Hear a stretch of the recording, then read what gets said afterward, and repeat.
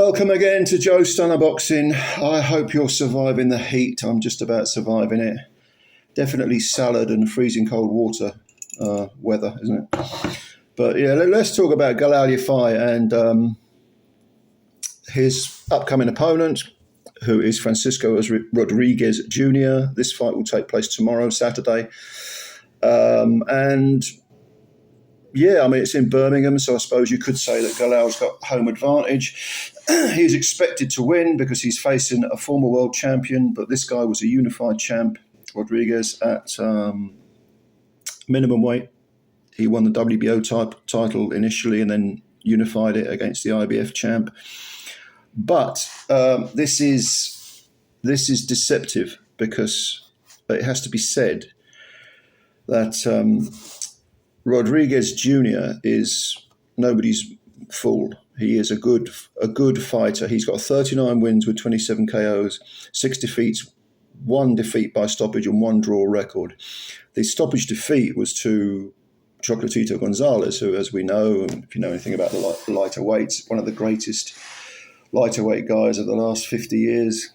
You can make an argument for him being one of the greatest lighter weight fighters of all time. Certainly, he was a great fighter. He's old now, but still fighting though.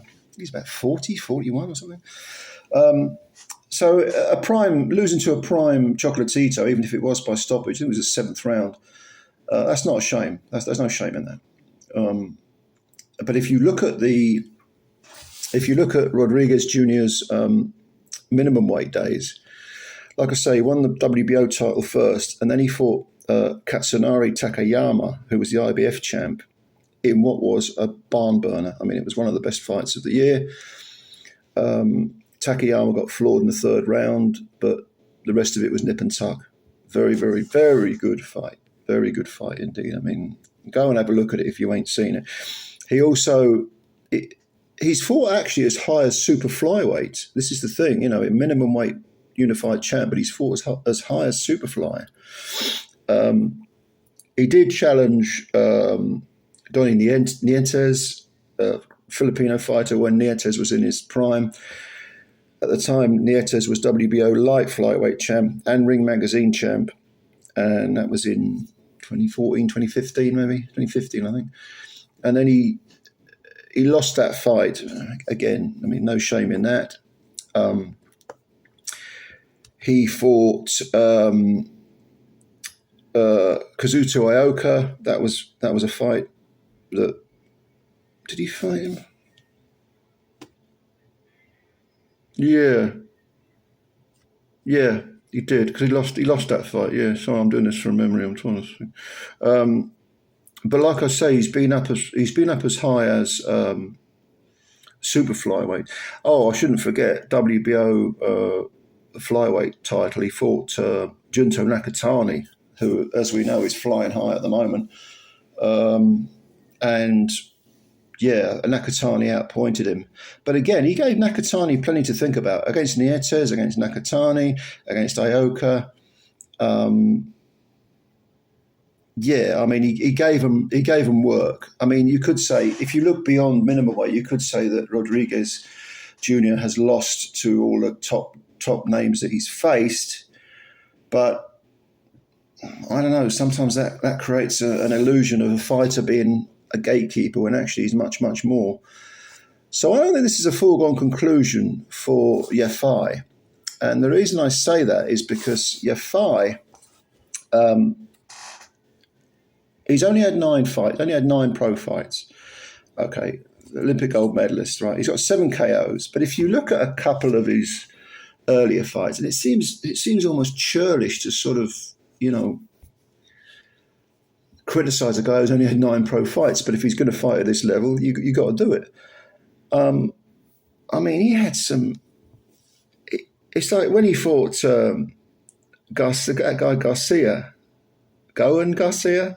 that was a split decision. A lot of people thought he lost that fight, and he has had a couple of tough fights, which you sort of think, well, yes, he's very good at what he does. But how would he cope with someone who gets in his face, fights at a high octane pace, and takes him out of his comfort zone because he hasn't really had that. I mean, whatever the guy, Goen, I think his name was Garcia, or was it? It's Rodriguez Garcia, I think, is his full name. He gave Galal a lot of trouble, and was able to, did it with skill. He didn't just outslug him. And yeah, okay, Galal's coming off a good win over Sonny Edwards. I thought he'd win that on points. In fact, he stopped Sonny, but Sonny looked all at sea, mentally, emotionally, as well as physically. So, does that flatter to deceive that victory? Sonny, of course, immediately retired afterwards, and of course, you will probably remember him saying after a couple of rounds, "I don't really want to be here." That's a bad sign. Bad sign. So I don't know. I mean, Galal, a bigger man, but Rodriguez, I would say,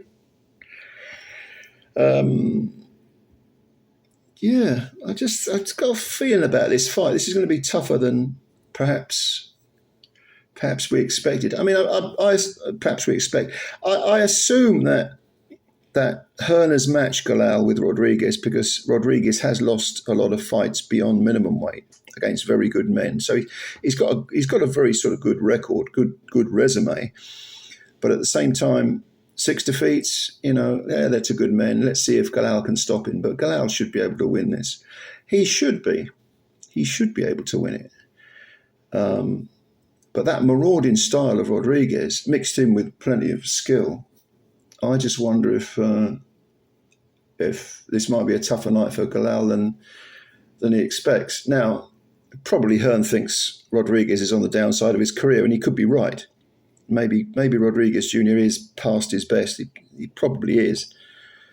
But they do say that fighters who are, very good or great have one great last effort left in them. And I just wonder if this is it. I'm going to go with Galal to win, though. I'm going to go with him to win on points. Probably a 116, 112, that sort of area. Rodriguez Jr., he always fights with a lot of pride, with a lot of determination, and a lot of, self-respect, I suppose. He won't roll over for anyone. And I think we'll see that in Birmingham. And of course, because it's in Birmingham, you might get favourable scoring for Galal, perhaps. I mean, Rodriguez will probably have to do something bad to him to do something serious to him to win rounds. But yeah, I see Galal. I think Galal probably is a little bit bigger, a little bit naturally, in terms of natural weight, is probably a bit bigger. So yeah, I think 116, 112 sounds about right for Galal Yafai. You probably get 115, 113 in there somewhere. But I think he'll have to earn this win, Galal Yafai. Don't sleep on Rodriguez. He's a good fighter. But past his best, yeah, I get it. He is, but made his bones at minimum weight a long time ago. Long career, a lot of miles on the clock. I can understand why Hearn wants him in against Galal and why he thinks Galal can stop him. But yeah, he's still a good fighter. I'll go with a points decision for Galal. But let me know what you think. You may disagree. You may agree. Give me your reasoning. And thank you very much for listening in. And yeah, subscribe to the channel. Hit the like button. Do all that good stuff. And spread the word about Joe Stunner Boxing. Go on. It makes sense. Thanks a lot. Bye for now.